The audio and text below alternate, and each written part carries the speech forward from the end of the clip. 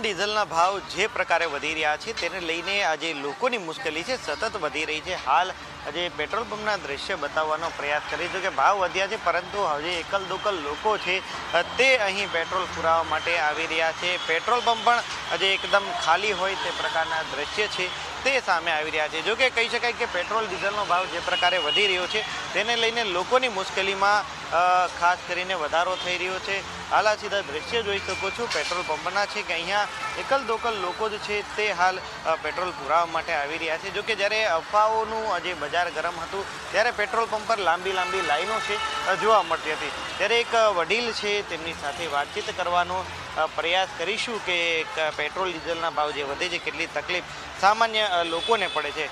વડીલ, 100 રૂપિયા કરતાં વધારે એટલે કે 101 રૂપિયા પેટ્રોલનો ભાવ મધ્યમ વર્ગના લોકોને કેટલી તકલીફ પડે? મધ્યમ વર્ગને તકલીફ છે, પણ દેશના હિત માટે બી સારું છે. જે વડાપ્રધાન કરી રહ્યા છે ભાઈ, એ બી કંઈ મજબૂરીમાં કંઈ કારણથી કરી રહ્યા હશે. તમને કેટલી તકલીફ પડે? તકલીફ તો છે, પણ હવે દેશ માટે છે એટલે કરવું પડશે. તમારી જેવા ઘણા લોકો છે અને ખાસ કરીને ભાવ જે વધે છે પેટ્રોલ પછી બધી જ વસ્તુમાં ભાવ વધશે તો ઘર ચલાવવું કેટલું અઘરું બને? ઘર ચલાવવું અઘરું છે, મોંઘવારી છે, મોંઘવારી થશે જ, પણ એનો કોઈ રસ્તો નથી. ધીરે ધીરે પાછું કંટ્રોલમાં આવવું જોઈએ. પાછું ચોક્કસ એટલે કે જે પ્રકારે ભાવ વધારો થાય છે તે કંટ્રોલમાં આવવો જોઈએ તે પ્રકારની વાત છે તે લોકો દ્વારા કરવામાં આવી રહી છે. અન્ય એક અહીંયા જે વ્યક્તિ છે તેમની સાથે પણ વાતચીત કરવાનો પ્રયાસ કરીશું કે કઈ રીતે પેટ્રોલ ડીઝલના ભાવ વધે છે, કેટલી તકલીફ પડે. વડીલ, 101 રૂપિયા પેટ્રોલનો ભાવ મધ્યમ વર્ગને કેટલી તકલીફ પડશે? બધાને તકલીફ પડે સાહેબ. અસર કેટલી પડશે બજેટ ઉપર? બધાને તકલીફ તો પડશે જ, કારણ કે મોંઘવારી એઝ ઇટ ઇઝ પેટ્રોલ વધશે એટલે ટ્રાન્સપોર્ટેશન બધું જ વધવાનું, એટલે તકલીફ તો બધાને જ કરવાની. અત્યારે કેવી હાલત છે? એમ બી ઓલરેડી કોઈના ધંધા ચાલતા નથી એટલે તકલીફ પડવાની જ છે.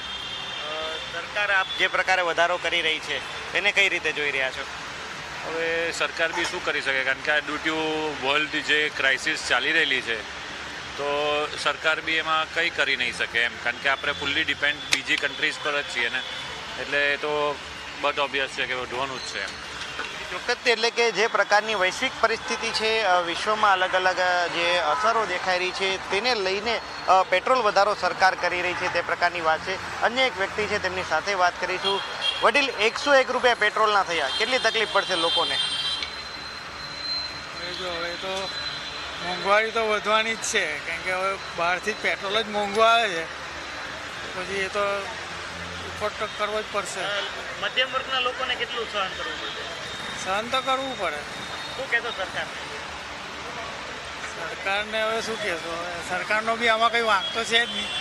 હવે જે યુદ્ધ થઈ રહેલું છે ને આપણને મોંઘું પડી રહેલું છે પેટ્રોલ, એટલે એ તો લોકોએ સહન તો કરવું જ પડે.